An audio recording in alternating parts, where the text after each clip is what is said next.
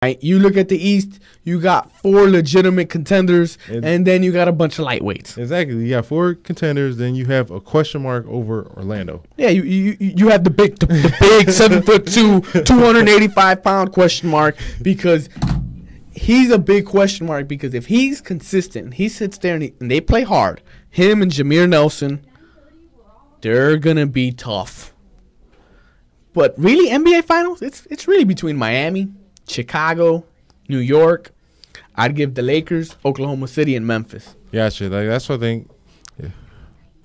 I think I agree with you right there. I mean, I see Miami. I mean, this is my thing. The matchup. Oh, I mean, the West is so good. I can give you tons of matchups I would love to see in the finals. I would love to see right now a Clippers versus the Heat.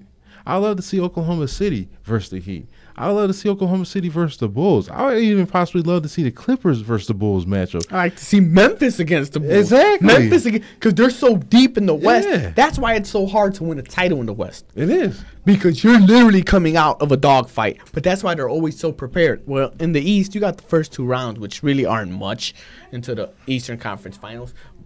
The battle in the East is going to be for first place. Exactly. If the Bulls end up with the number 1 seed and the Knicks and Miami are 2 and 3, it's going to be very hard for the Knicks and Miami after that series to go and beat the Bulls in Chicago again. Or you could be possibly talking about now they're playing the Celtics. Or the Celtics. And then the Bulls are going to go through war. If the Celtics have anything left, what do the Celtics have left? See, with LA, I know 24, Kobe has something. I don't know what Boston has done. Like, I could possibly see if Indiana and Boston has a first round series. I could see the Pacers winning that series now. Yeah, I could, easily. They just wear them down. I mean, I can easily see Boston sweeping them and then going and beating somebody down because they're just so physical and mentally tough. The most mentally tough team in basketball is Boston. I agree, but I think as well though, Indiana is mentally tough because I'm still harping like what we talked about a couple of shows ago. That whole playoff series versus the Bulls. How many games were they actually up going into the fourth quarter? Every game. You know, except for the blowout in the last. The problem is with Indiana is they don't have an elite player. Danny Granger's very good. Very good does not mean elite. Exactly. That's your issue. In the NBA, stars win championships. Exactly. Stars get you there. The biggest stars right now in the league are Dirk, Kobe, KD, Rose, Wade, Melo, LeBron. But what about LeBron? He was with Olajuwon all summer. He's supposed to have this beautiful post-up game. I'm telling you, people. I mean, here's the beauty of it. Even if Miami does win it this year, like I expected about it, it's what our own Devontae Stone, our instructor at Illinois Center for Broadcasting, he even said it. Whoever wins it this year is going to have an asterisk mark, just like the Spurs did in 2005. No, in 99. I'm sorry, 99. This is going to be an asterisk mark. So this is one of those years, like is when you don't want to win it. I don't want Chicago Bulls to win it this year. Why would I want? There's only 2 teams that can win the title this year and be justified. LA and Boston. That's only 2 teams. Because they're the only 2 teams that have won it. And now maybe Dallas, if Dallas finds a way to pull it out. Exactly. So you have those 3 teams. I mean, I would feel bad for a team like Oklahoma City this year, which is a great team. Wins the title, and then they never win another one. They don't win another one, but the only title that they win is in the asterisk mark season, just like 99 with the Spurs. And the only thing, the difference is the Spurs, they got 3 more. Exactly. They got 3 more. Then you're literally trying to win another one to vindicate the one you already won. Exactly. And that's going to be just hard. That's harder than trying to win one. That's harder in the West than anything in any conference. That's harder than the West. That's just hard, period. What I do like about the NBA is it's fun. It looks like these guys are ready to show, but I think we're going to see some bad basketball the first couple weeks. I would have to. I mean, you only play, 2 preseason? Here's my thing. I haven't even looked at the schedule. Is there still an All-Star game this year? Yes. There will be an All-Star game. Oh, Lord. So, I mean, just for the little NBA groupies right there you go. There is the NBA All-Star game. But you're going to have weird people in the All-Star game. You're going to get guys that you don't expect to be in the All-Star game in the All-Star game. I doubt that. Is it shortened season? Some guys aren't going to come in shape. Some guys aren't going to be mentally prepared. Some guys are still going to be on vacation. But remember, though, like 75% of the NBA All-Star game, 80% is voted by the fans. popularity contest. Yeah, that's why you might see some guys that shouldn't be in the All-Star game in the But All-Star game. they're always gonna be, because look at all those past years when Yao Ming was playing for Houston. Yao Ming averaged 18 and 12. He doesn't mean he should be the leading vote getter because the whole country of China is voting for him. Literally a whole continent. Literally a whole fucking. I don't want to say. Excuse me. That's a whole freaking country, continent in China. You know what I'm saying? Voting for a guy who shouldn't even. I mean, I look at it. If you want to go to the '90s, you know what I'm saying? Remember, Grant Hill was always in the All-Star games.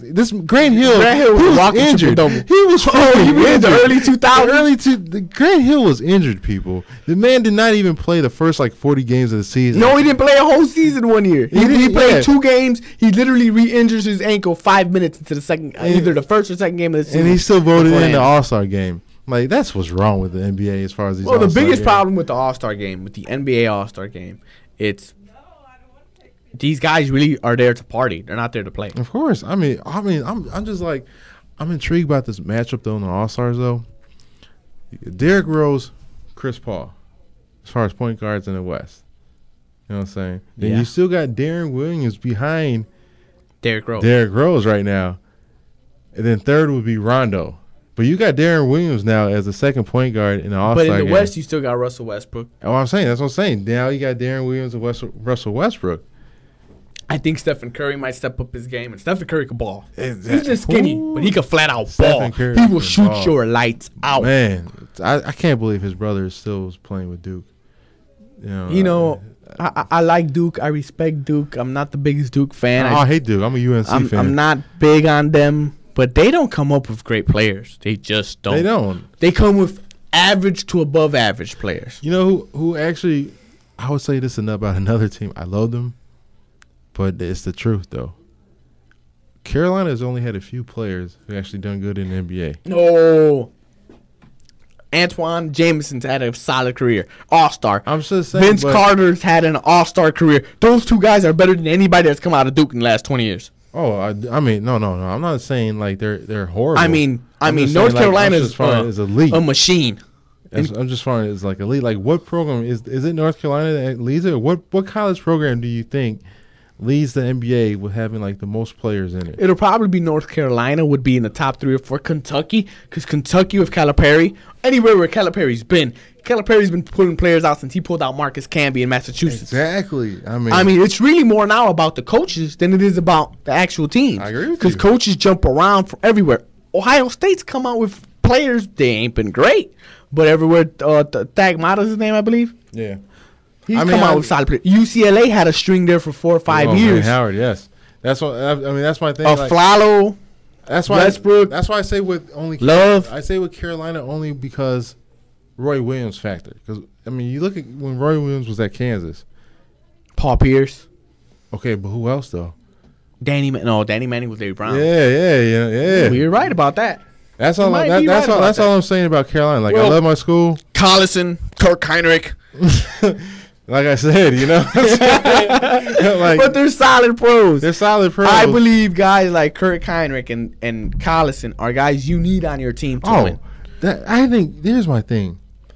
Kirk Heinrich is so underrated. Kirk Heinrich and underappreciated. He is.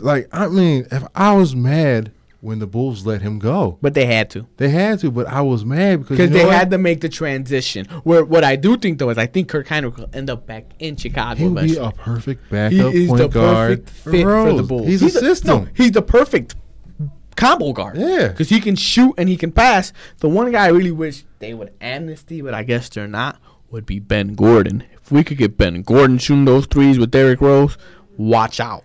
But Ben Gordon's still stuck with his 5-year, $55 million contract. He was greedy. He took the money. And hitting bricks, playing 15 minutes a game, smiling. Talk about that right now. Oh, let's because we did it with the Lakers now. Let's talk about the Bulls real quick. If we still had Ben Gordon at the 2 with Rose, Dang, that would be Boozer. Because what Ben Gordon is, he's a clutch shooter. Exactly. I'm going back. Classic series. Derrick Rose's first year. Boston. That had to be 3 after 3 after 3. Maybe the best playoff series ever played. Exactly. Not with NBA championship contenders, but just purely if you like watching basketball. That was the it. best. Ray Oh, Allen man. hit some magnificent shots. Brad Miller missing the free throws. I'll never forget that with a busted lip. Exactly. I mean, that series right there. 7 great games. Truly the definition of Derrick Rose's first game. I believe he almost had a triple-double. Yeah, Did he have a triple-double? he did. The first game, his first playoff game. Derrick Rose, Chris Paul, those two guys are going to go hard this year for that MVP. I know. Because this might be Chris Paul's year. This is breakout. He has a guy. This is what you said a couple weeks ago. This is alley. This is poster city all This is day. poster city. That's what it is. Okay, here you go. Blake, slam this. Oh no, Chauncey. Yes, big clutch, Chauncey. I'm gonna pass you the ball. Oh, Chauncey makes the shot. Jordan could dunk. Man, like, but here's Caron Butler's going to hit the open shot. Here's gonna be the whole thing with. Can they play any defense? No. It's not that. This is what everyone is stressing on. But who's their head coach? Vinny Del Negro is a good coach. Not a great coach. He's a good coach. I would say You're gonna he's know good. more. You're gonna know more about Vinny Del Negro right now. I agree. I think Vinny Del Negro will do a better coaching job than Eric Spoelstra is, for one reason. Vinny Del Negro understands the point guard She position. does, like, here's my thing. I'm not diminishing Vinny Del Negro at all. I'm just saying it's like what you just said. This year, we know how good of a coach Vinny Del Negro is. You have everything lined up for you now, because like he did. Like, I love the job he actually did with the Bulls. He helped Derrick Rose I tremendously. mean, people want to say like, yeah, you know, what I'm saying we just had 500 records. We got to understand the squad that we had when we had a very young squad. I mean, and we most had John Salmons, people. John Salmons. and most importantly, it's not even that. It's he had to literally grab a kid that was 19 years old He molded in him. his home city. Yeah. And he found a way not to put too much pressure on him, to let him just play his game. Because Derrick Rose isn't a LeBron James where he wants to talk all day. He doesn't like the starlight. He's a team guy. Yep. And he helped him out a lot with that. But saying all of that, there is going to be an NBA free agent head coach next year. Oh, of After a course. year off, You know who's coming back? Phil Jackson's New going to be York, there. New York, New York. And I've been telling you that since I seen you. The Knicks are in prime position, and they don't mind eating contracts. Don't eat anybody's contract. Oh, I mean, Mike D'Antoni doesn't find a way to get that team to at least the Eastern Conference Finals. see ya. If you read Phil Jackson's book, he has one real dream job. Of course. That's the Knicks. Go back home where he first got drafted and played for. Or he might go to the Clippers. How ironic would that be? Phil Jackson stays in LA, and instead of coaching Kobe, he goes and coaches Chris Paul. I like it, but if Phil Jackson is a smart man, though, you know what? Hey, I can't disagree with you, because you know what? There's two challenges. If Phil wants to go to New York, he wants that challenge. Okay, he has a Miami Heat team that he wants to be, because that's a whole rivalry with Pat Riley right there. Oh, yeah, him and Pat Riley cannot stand each Now other. you can go to the West.